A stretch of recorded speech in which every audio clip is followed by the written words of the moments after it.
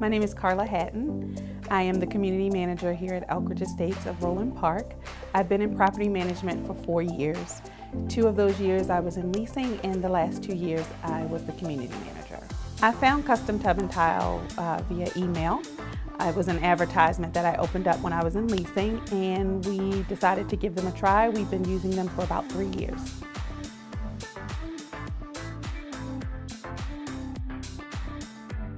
Our previous resurfacing company, they were fine, but we would notice that there would be a lot of chips in the tubs after they would do the job. Maybe it wouldn't even be a year. So we were kind of looking at other companies and thinking about making a change.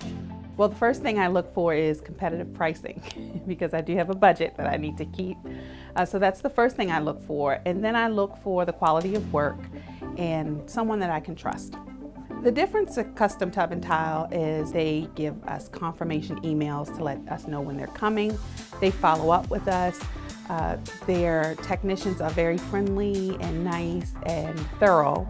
And the one thing that I absolutely love about them is that if they come in and they notice that they have done a tub before, or even before they get here, they'll let us know before we even catch it and that it's under warranty. So that's set aside from any other company that I've ever experienced.